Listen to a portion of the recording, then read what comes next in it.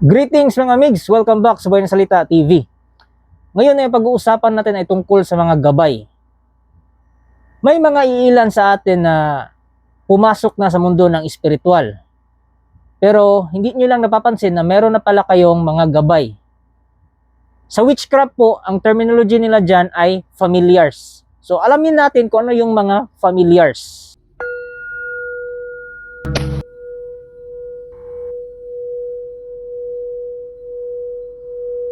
Ang mga gabay na tinatawag na familiars, ito ay ang mga gabay na pinapaabot nila ang kanilang mga mensahe sa pamamagitan ng mga hayop, insekto, o ano pang mga nilalang na nasa palibot mo. May mga paniniwala na ito daw ay mga espiritu na nag-anyong hayop, at meron din namang mga paniniwala, which is doon ako naniniwala, na ito ay mga ordinaryong hayop lang na dinidiktahan ng mga espiritu para gumawa ng tunog para ikaw ay bigyan ng mensahe. Napapansin niyo ba na parating may mga hayop na sumusunod sa inyo?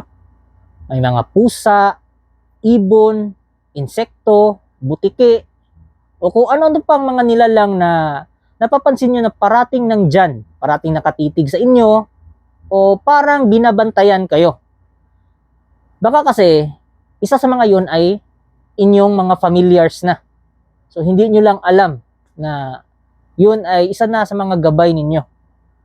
Anyway mga amigs, kung bago ka pa lang sa channel na ito, please paki-subscribe po, paki-like ng video, don't forget the notification bell para updated kayo sa ating mga future topics.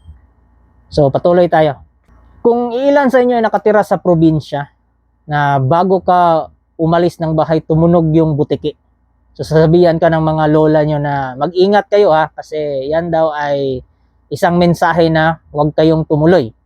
Pero depende yan sa frequency ng tunog. May tunog kasi ng butiki na parang yung dismayado yung tao, yung ganon. Meron din tunog yung butiki na mabilis. Parang supportive sila. So, pakiramdaman nyo, gamitin nyo ang inyong mga intuition. Kasi bago pa dumating yung mga mananakop na nagdala ng Kristyanismo, yung mga sinaunang Pilipino ay nakikipag-communicate na sa mga espiritu o sa kanilang mga deities, mga local deities. So yung mga local deities na yun yung gumagabay sa isang komunidad. At nakikipag-connecta sa kanila yung mga babaylan o yung mga spiritual leaders ng komunidad. So yung mga babaylan na yun, meron silang mga familiars. At hindi lang sa aspeto ng mga babaylan, meron din sa aspeto ng mga mangkukulam. So tulad ng mga uwak, pusang itim, at iba pang mga nilalang. Yung mga mababarang, iba din naman yun kasi yung mga insekto na hawak nila, hindi yun ginagamit as mensahero o gabay. Yun na ginagamit nila pang opensa. So hindi yun nakukonsider na familiars.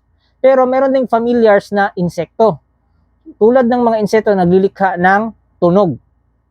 So sa tuwing nagdadasal ka o nagriritual ka, malalaman mo na lang na bago mo sarhan ng iyong dasal, bago mo tapusin, bago mo hipan yung kandila ay tumutunog yung mga insekto.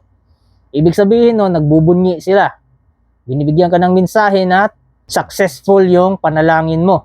Pero gamitin mo pa rin yung intuition mo kasi pakiramdaman mo yung tunog o yung frequency na binibigay nila sa iyo.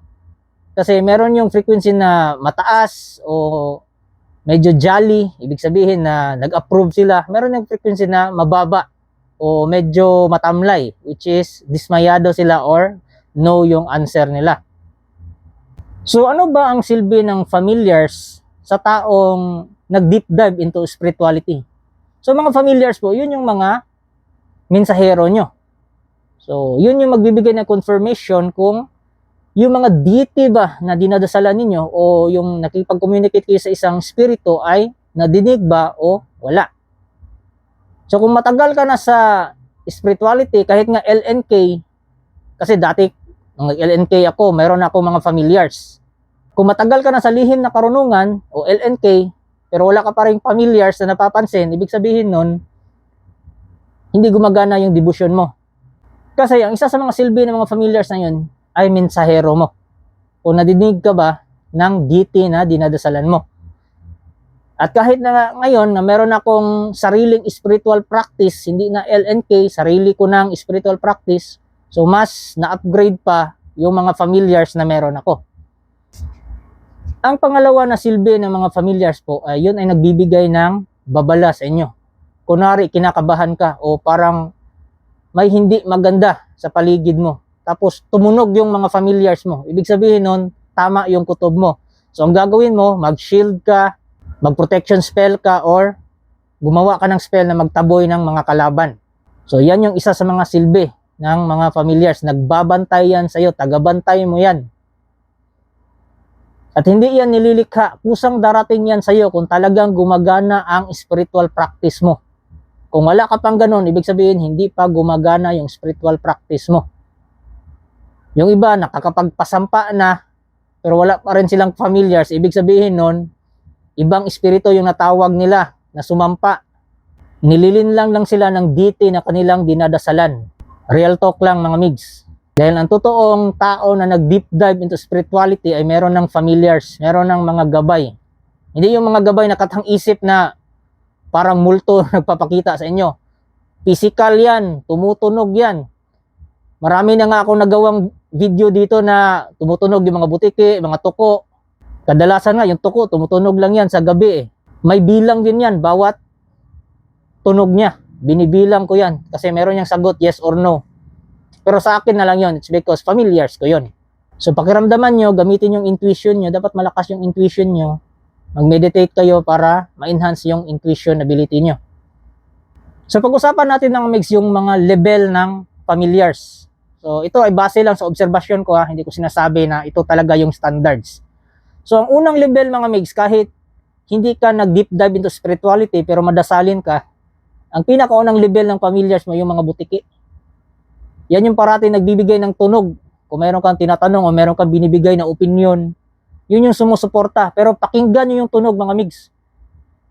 Kung hindi ba siya dismayado, like yung taong ganon, o di kaya mabilis yung tunog dyan, ganon. So, ibig sabihin nun, approve yun. And aside from that, yung pangalawa mga migs, yung pangalawang level na medyo mataas-taas ng level mo sa spirituality, yung familiars mo ay nagiging mas malaking hayop tulad ng tuko, bayawak, ahas, ganon. Pero usually, tuko yan mga migs, kasi yan yung nagbibigay ng tunog o house gecko. So yan yung nagbibigay ng tunog o mensahe sa inyo. Kunwari ito mga migs, sumubok ako na mag-ritual ng leklay na ako lang ang mag-ritual. Pagkatapos ko mag-ritual, kasi sa ritual ko ng leklay, hindi ko binabasbasan sa pangalan ko. It's because tao lang ako.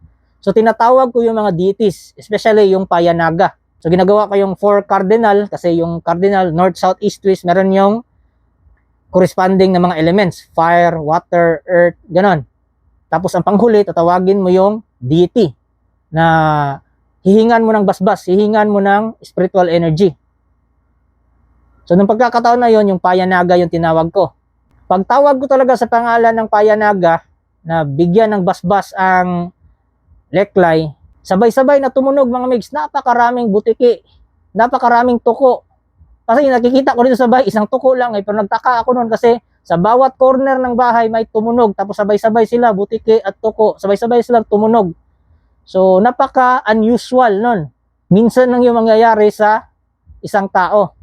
So, ibig sabihin nun, dininig ng Payanaga yung tawag ko. So, nasa sa inyo niya, kung ayaw nyo maniwala, okay lang. Wala namang pilitan to eh. Walay pugsanay, pero walay balibaray. Ang pangatlong level mga migs, kung nasa mataas na antas ka na ng spirituality, ay pusa. So, yung pusa mga migs ay simbolo yan na mataas ka na na level. Especially pag yung pusa na alaga mo, parang tao na rin yung inaasta. Yung nakikinig na sa'yo. Pag pinagsasabihan mo ay tumititig sa'yo na parang sinasagap niya yung mensahe. So wag naman yung exaggerated mga migs na para na kayong mga sinto-sinto. It's because hindi naman sumasapi doon yung espiritu. Binubulungan lang yon. Binibigyan lang yon ng dikta kung ano yung mensahe na ibigay sa inyo. So dumako naman tayo sa ibang aspeto. Ito yung mga tao na may mga lahi ng mangkukulam, mambabarang, o di kaya may lahi ng mga manggagamot o mga tao na nag-deep dive na into spirituality sa mga ancestors pa lang nila. So matik na yon, yung level 1 para sa kanila ay yung level 3 na para sa ating mga ordinaryo. Kung level 3 sa atin yung pusa, sa kanila level 1 lang yung pusa. Tapos yung pangalawa doon, ibon. Either uwak, kalapate, o anumang klaseng ibon. Yun na yung mga familiars nila. Medyo malalakas na. Yung iba nga, kaya nilang mag-astral o sumapi doon sa ibon, tapos paliliparin yung ibon, so para magsusurvey na siya sa buong area. So, ganun yun kalakas yung mga taong totoo talaga, yung mga legit talaga na deep dive into spirituality. At yung pangatlo, ito na yung mga GOAT, mga greatest of all time. So, yun na yung may mga familiars na mga sigbin. So, parang army na yun. Pwede mo nang utusan yun na pumatay sa mga kaaway mo o depensahan yung bahay nyo. So, yan po ang ibig sabihin ng familiars. So, pakiramdaman nyo sa inyong mga paligid, baka meron na kayong gabay, hindi nyo lang napapansin. So, hindi lang siya hayop ha. Minsan, mga insekto din. Although, hayop din naman yung insekto. Naalala ko pa sa mama ko, yung familiars niya ay paru-paro. So, pag white na paru-paro, may mga meaning siya doon na siya lang nakakaalam. Pag black na paru-paro, so delikado yun para sa kanya. Pag brown na paru-paro, pera yun para sa kanya. So, may mga meaning yun. So, yun yung mga familiars. Kasi minsan yung mama ko dati na kapag kinakabahan siya or parang may tinatanong siya, kahit hindi siya kinakabahan ha, parang may tinatanong siya or may gusto siyang i-analyze, may dumarating talaga na paru-paro. Na kahit tag-ulan, magtataka ka na lang, bakit may paru-paro? Tinatamaan yun ng ulan eh. Bumabagsak yun. Minsan nagtatago yun para hindi maulanan. Pero may dumarating talaga. So, doon niya nakukuha yung mga mensahe niya. So, mga migs, hindi naman yan nagbabase sa level ng familiars. Kung gaano kayo kalakas. Yung sa akin, observation lang. Kahit insekto pa yan, ibon pa yan, o reptiles. So, ang importante dyan ay alagaan nyo sila. Tapos, pahalagahan nyo yung mga mensahe nila. So, mga migs, I hope may natutunan kayo sa video ito. And kita-kits tayo on the next topic. Thank you!